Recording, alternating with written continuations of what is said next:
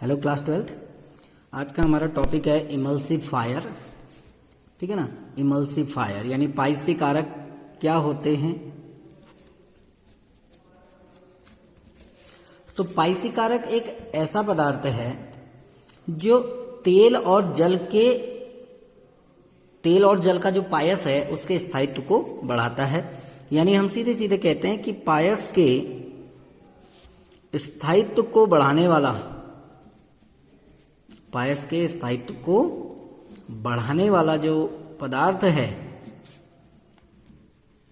उनको पाइसी कारक कहते हैं।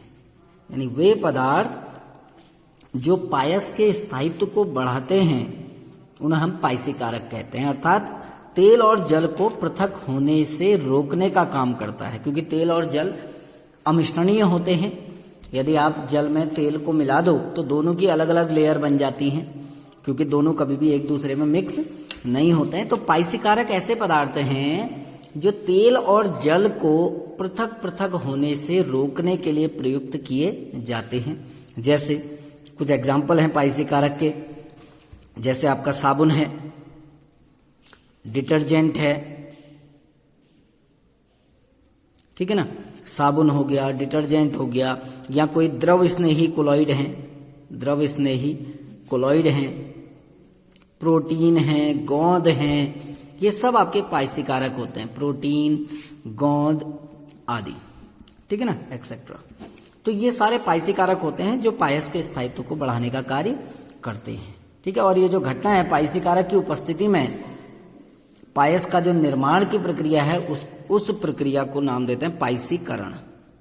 ठीक है ना। पाइसीकरण यानी पाइसी कारक के उपस्थिति के कारण जब हम पायस का निर्माण करते हैं तो उस प्रक्रिया को पाइसीकरण कहते हैं। ठीक। अब पाइसी कारक जो होते हैं वो पायस का स्थायित्व कैसे बढ़ाते हैं, तो इसके लिए एक विचारधारा ये है कि जब हम पाइसी कारक को मिलाते हैं किसी पायस में, हमने पाइसी कारक को मिलाया तो पाइसी कारक क्या करता है कि जो तेल और जल हैं, जैसे मैं एक छोटा सा डायग्राम बना रहा हूं, माना ये जल की बूंद है, जल मतलब ये ऑयल मान सकते हैं, एक द्रव ये है, एक द्रव बाहर है। माना बाहर का द्रव आपका पानी है और अंदर जो द्रव है वो तेल है। तो पाइसी कारक क्या करता है कि ये जो तेल की बूंद है इसके चारों ओर एक सुरक्षा आवरण बना देता है। ठीक है ना। तो पाइसी कारक क्या करती है, क्योंकि होता क्या है ना, जैसे अगर माना हमने पानी में तेल मिला दिया, आपके पास जल है, इसमें आपने थोड़ा सा तेल मिलाया और बड़ी तेजी से मिश्रण को हिला दिया। ठीक है ना। आपने तेल की बूंद डाली, माना एक ड्रॉप डाली, और इस ड्रॉप को डालते ही आपने इस मिश्रण को पूरा हिला दिया बड़ी तेजी से, किसी मशीन द्वारा आपने इसको पूरी तरह रोटेट कर दिया। तो ये तेल की बूंद क्या होगी, छोटे छोटे भागों में टूट जाएगी। इतने छोटे भागों में टूट जाती है कि वो तेल की बूंद हमको दिखनी बंद हो जाती है छोटे छोटे भागों में। तो हम क्या कहेंगे कि तेल पानी में मिल गया, लेकिन वास्तव में तेल पानी में मिलता नहीं है। अब जब ऐसे ही आप कुछ समय के लिए इसको स्थिर रख देंगे तो ये तेल की बूंदें फिर से सारी बूंदें एकत्र होंगी, ये सब जुड़ेंगी और जुड़कर फिर से एक बड़ी बूंद बनाएंगी, और वो बूंद कहाँ आ जाएगी, ऊपर आ जाएगी, है ना। डायग्राम के आधार पर अगर आपको बताने की कोशिश करूं तो ये मान के चलो आपने जल में तेल मिलाया और बहुत किसी मशीन द्वारा इसको बड़ी स्पीड से आपने रोटेट कर दिया, मिश्रण को पूरी तरह रोटेट किया, एक मशीन घुमा दी इसके अंदर कुल मिला के। तो तेल की जो बड़ी बूंद थी वो छोटी छोटी बूंदों में टूट गई। मैं डायग्राम से बनाने की कोशिश कर रहा हूं, ये छोटी छोटी बूंदों में टूट गई, और ये बूंद इतनी छोटी है तेल की कि हमको दिखना बंद हो गई। अर्थात हम क्या मानेंगे कि हमारा जो तेल था वो पानी में मिल गया।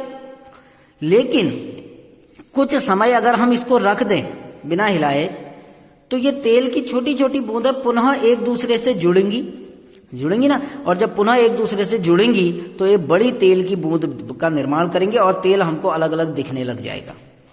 यदि हम इस तेल की बूंद के बाहर एक परत और चढ़ा दें किसी पाइसी कारक की, अब ये पाइसी कारक क्या करता है, तेल की इन छोटी छोटी बूंदों को आपस में मिलने से रोक देता है। अब ये तेल की बूंदा आपस में जुड़ ही नहीं पाएंगी, क्योंकि इनके बाहर एक सुरक्षा आवरण लग गया है, किसका, पाइसी कारक का। तो पाइसी कारक क्या करता है, तेल की बूंदों को आपस में जुड़ने से या संपर्क में आने से रोकने का काम करता है, जिससे तेल की बूंदें परस्पर जुड़ नहीं पाती हैं, और अगर नहीं जुड़ पाएंगी तो बड़ी तेल की बूंद का निर्माण नहीं कर पाएंगी। ठीक है ना, तो ये पाइसी कारक का कैसे कार्य करता है ये था। नेक्स्ट टॉपिक हमारा है पायस के अनुप्रयोग। इमल्सन है उसके क्या क्या एप्लीकेशन है, पायस के अनुप्रयोग।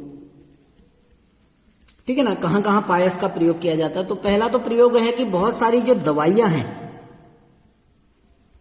वो एक प्रकार का पायस होता है। जैसे कॉड लीवर ऑयल है आपका, कॉड लीवर ऑयल है आपका, वो एक प्रकार का पायस है। ठीक है ना, तो दवाइयों के निर्माण में बी कॉम्प्लेक्स जो मेडिसिन का निर्माण होता है वो भी एक प्रकार का पायस है। कैसे पायस हैं ये दोनों आपके, अगर हम इन दोनों की बात करें तो जो आपका कॉड लीवर ऑयल है या बी कॉम्प्लेक्स है वो तेल में जल प्रकार का पायस है। तेल में जल यानी W/O वाटर इन ऑयल, तेल में जल यानी जल को किस में मिलाया गया है, तेल में, तो WO प्रकार के पायस है। ठीक है ना, और ये जो आपके विटामिन बी कॉम्प्लेक्स है या कॉड लीवर ऑयल है ये आंतों में बहुत आसानी से अधिशोषित हो जाते हैं। ठीक है ना, और इस प्रकार ये अपना असर दिखाते हैं। दूसरा एप्लीकेशन फेन प्लवन विधि है, अभी आगे आप पढ़ोगे इसको। अयस्कों के सांद्रण की एक विधि है फेन प्लवन विधि, फ्रॉथ फ्लोटेशन मेथड। तो फेन प्लवन विधि में भी जो सल्फाइड अयस्क होते हैं, अभी ये टॉपिक आपने पढ़ा नहीं है, अभी आगे समझाऊंगा, वहां पर इजीली समझोगे। तो जो सल्फाइड अयस्क होते हैं, सल्फाइड अयस्कों को चीड़ के तेल में मिलाया जाता है। चीड़ या यूकेलिप्टस का ऑयल होता है, चीड़ का तेल। तो जब हम सल्फाइड अयस्क को चीड़ के तेल में मिलाते हैं तो ये एक प्रकार का पायस बना लेता है, यानी जो तेल है वो अयस्क के कणों के साथ एक पायस का निर्माण कर लेता है। ठीक है ना, और जब वायु का झोंका प्रवाहित करते हैं तो ये तेल जो है झाग के रूप में ऊपर आ जाता है, जिससे सल्फाइड अयस्क के कण भी ऊपर आ जाता है। तो फ्रॉथ फ्लोटेशन मेथड में भी इसका प्रयोग किया जाता है। तीसरा एप्लीकेशन आप अगर बात करें तो दूध, दूध हमारे भोजन का एक प्रमुख घटक है, ये भी एक प्रकार का पायस है। मिल्क भी एक प्रकार का पायस होता है। ऐसे ही क्रीम है, ठीक है ना, ऑइंटमेंट है, अनेक मलहम है आपके, ये सब आपके इमल्सन होते हैं, यानी ये सब पायस के उदाहरण हैं। ऐसे ही साबुन द्वारा जब सफाईकरण की प्रक्रिया होती है तो उसमें भी पानी और जो तेल है उसका पायस का निर्माण होता है, और पायस बनने के कारण ही साबुन की सफाईकरण प्रक्रिया चलती है। ठीक है ना, तो ये सब पायस के अनुप्रयोग हैं। इसके बाद एक छोटा सा टॉपिक और आता है विपायसीकरण। विपायसीकरण पायस का बिल्कुल उल्टा। ठीक है ना, यानी विपायसीकरण एक ऐसी प्रक्रिया है जिसमें कोई पायस पुनः अपने घटकों में बदल जाता है। ठीक है ना, हम कहते हैं कि वह प्रक्रिया जिसमें कोई पायस पुनः अपने घटकों में परिवर्तित हो जाता है।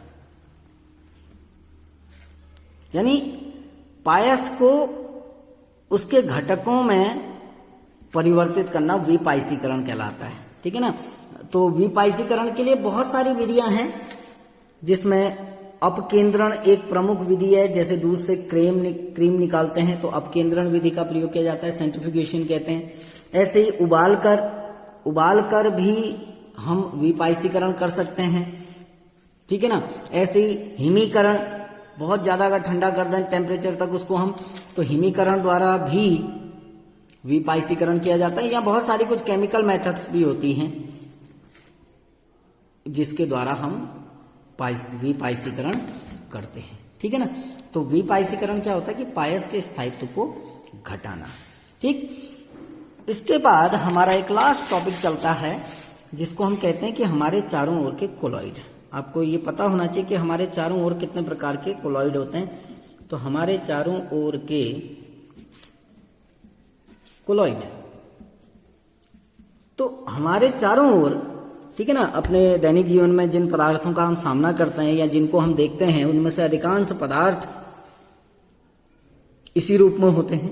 ठीक है ना, जैसे अगर उदाहरण के लिए हम बात करें, वायु में जो धूल के कण देखते हैं वो तो वायु में अगर धूल के कणों की जो प्रकृति है वो प्रकृति भी कैसी प्रकृति होती है, वो भी एक प्रकार के कोलॉइड है। समुद्री जल है, झील का जल है, तालाब का जल है, उसमें जो रेत के छोटे छोटे कण परिक्षिप्त रहते हैं, फैले रहते हैं, वो भी एक प्रकार के कोलॉइड हैं, है ना। तो हमारे आसपास बहुत सारे ऐसे पदार्थ हैं जिनकी प्रकृति किस प्रकार की होती है, जिनकी प्रकृति हमारी यानी वो भी एक प्रकार के कोलॉइड होते हैं। जैसे पहला हम कहते हैं कि आकाश का रंग नीला, तो आकाश का रंग जो नीला होता है वो भी कोलॉइड के कारण होता है, ठीक है ना। आपको पता है कि हमारे वायुमंडल में यानी जो हमारे आसपास का जो वातावरण है उसको हम आकाश नाम देते हैं, और आकाश में धूल एवं जल के जो कण होते हैं वो वायु में लटके रहते हैं, ठीक है ना। आसमान में धूल के कण हवा में फैले हुए होते हैं, और धूल के कण जो वायुमंडल में फैले हुए होते हैं वायु के साथ, उनके कणों का आकार 1 नैनोमीटर से 1000 नैनोमीटर के बीच में होता है। इसीलिए वायु में धूल के कणों का उपस्थित होना किस प्रकार का मिश्रण होता है, वो होता है एक प्रकार का कोलॉइड। तो जब धूल के कणों पर प्रकाश पड़ता है, जैसे हमने पढ़ा ना, इनके लक्षण पढ़े थे, तो उसमें हमने कहा था कि जब प्रकाश किसी सॉल पर पड़ता है या किसी भी प्रकार के कोलॉइड निकाय पर अगर प्रकाश पड़ता है तो कोलॉइड के कण प्रकाश का प्रकीर्णन कर देते हैं।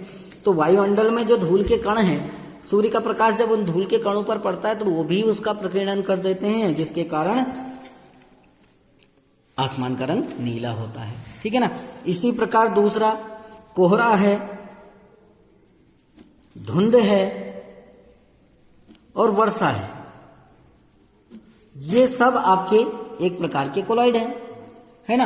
तो जाड़ों के मौसम में जब टेम्परेचर बहुत कम होता है, ठीक है ना, तो जो धूल के कण हैं वायुमंडल में उन पर जल के कण संघनित हो जाते हैं, ठीक है ना, क्योंकि इनकी प्रकृति जो आपके धूल के कण हैं उनका आकार 1 नैनोमीटर से 1000 नैनोमीटर के बीच में होता है। तो जब धूल के कणों पर जल के कण संघनित हो जाते हैं तो ये वायु में तैरते रहते हैं, और इस प्रकार क्या बनता है, हमारा बादल बनते हैं, ठीक है ना। और उनको हम एरोसॉल भी कहते हैं। और जब ऊपरी वायुमंडल का टेम्परेचर बहुत कम हो जाता है तो क्या होता है, ये कोलॉइड के कण आपस में जुड़ते ही रहते हैं और वर्षा के रूप में नीचे आ जाते हैं, ठीक है ना। तो कहने का तात्पर्य है जो कोहरा है, धुंध है या वर्षा है, ये भी एक प्रकार के कोलॉइड होते हैं। तीसरा, डेल्टा का निर्माण। डेल्टा का निर्माण, जो डेल्टा का निर्माण होता है, देखो डेल्टा क्या होता है कि नदी में रेत के छोटे छोटे कण फैले हुए होते हैं, इसीलिए ये भी एक प्रकार का कोलॉइड है कि नदी के पानी में रेत के छोटे छोटे कण परिक्षिप्त रहते हैं, तो ये एक प्रकार का कोलॉइड होता है। और जब नदी का जल समुद्री जल से मिलता है, आपको पता है कि समुद्री जल में बहुत सारे लवण घुले रहते हैं, जैसे NaCl घुला है ना। ये नदी का जल है जिसमें रेत के छोटे छोटे कण फैले हुए हैं, तो इसकी प्रकृति कोलॉइड है। और NaCl क्या होता है, वैद्युत अपघट्य होता है ना। तो जब नदी का जल समुद्र से मिलता है तो ये जो समुद्र के जल में जो वैद्युत अपघट्य है ये इस कोलॉइड के कणों का स्कंदन कर देते हैं। तो स्कंदन करने पर वहां पर एक डेल्टा का निर्माण होता है। तो डेल्टा सामान्यतः क्या है कि रेत के कण हैं जो अभी तक नदी के जल में परिक्षिप्त थे, और समुद्री जल का जो लवण है या जो वैद्युत अपघट्य है उसने इनका स्कंदन किया और ये डेल्टा के रूप में एकत्रित हो जाते हैं। इसी प्रकार चौथा, रक्त है, जो हमारा ब्लड है वो भी एक प्रकार का कोलॉइड होता है ना। तो रक्त में हीमोग्लोबिन होता है जो लगभग आपके 6500 द्रव्यमान वाले प्रोटीन के कणों का बना हुआ होता है, ठीक। तो रक्त की प्रकृति भी आपके कोलॉइड होती है। ऐसी बहुत सारी औषधियां हमने बात की, जैसे आपका हमने अभी बताया कि बी कॉम्प्लेक्स ऑयल है या जो आपका सी कॉर्ड लीवर ऑयल है, ये सब एक प्रकार के क्या होते हैं, पायस होते हैं। और पायस को भी हम किसके अंदर रखते हैं, कोलॉइड के अंदर रखते हैं, ठीक है ना। ऐसे आर्टिफिशियल रेन कराई जाती है, कभी आर्टिफिशियल रेन कराई जाती है, तो बादलों में ये कभी पूछा भी जाता है कृत्रिम वर्षा, आर्टिफिशियल रेन। कृत्रिम वर्षा कैसे कराई जाती है, तो कृत्रिम वर्षा कराने के लिए क्या होता है कि बादलों में जो पानी की छोटी छोटी बूंदें होती हैं, सपोज करो ये कोई बादल है तो इसमें जो जल की बूंदें हैं ये आवेशित होती हैं, ठीक है ना। बादल में जो पानी की बूंदें हैं उन पर आवेश होता है, क्योंकि इसकी प्रकृति कैसी है, कोलॉइड प्रकृति है ना। तो कोलॉइड पर आवेश होता है, ये हम पहले पढ़ चुके हैं। तो बारिश में अभी तो मैंने ऋणावेश दिखा रखा है, धनावेश भी हो सकता है। तो बादलों में जो पानी की बूंदें, छोटी छोटी बूंदें होती हैं, वो वैद्युत आवेशित होती हैं, ठीक है ना। और जितने भी जल के कण होंगे उन सब पर एक समान आवेश होगा। तो जब किसी बादल पर हम विपरीत आवेश, माना इन बादल पर धनावेश ऋणावेश है, तो हम अगर कोई धनावेशित यानी इसके विपरीत आवेशित धूल के कण या रेत के कण कुछ ऐसे पदार्थ डालते हैं जो इन जल की बूंदों के आवेश को समाप्त कर दे, तो क्या होगा, बारिश होने लगती है, ठीक है ना। तो क्या किया जाता है, कृत्रिम वर्षा कराने के लिए बादल पर जो आवेश है, यानी ये वर्षा की बूंदों पर जो आवेश है, उसके विपरीत आवेश वाले धूल के कण या रेत के कणों की बौछार की जाती है। और जब हम धूल के कण और रेत के कणों की बौछार करते हैं तो इन बादलों में जो पानी है इसकी बूंदों पर आवेश समाप्त हो जाता है और ये बूंदें परस्पर जुड़कर एक बड़ी बूंद का निर्माण करते हैं जो भारी होकर नीचे की ओर गिरने लगती है ना। तो ये था हमारे आसपास में कितने प्रकार के कोलॉइड पाए जाते हैं। तो ये चैप्टर लगभग आपका कंप्लीट हो चुका है। इसमें एक टॉपिक और बचा है, सहचारी कोलॉइड, जिसको मैं कल बताऊंगा। Thank you.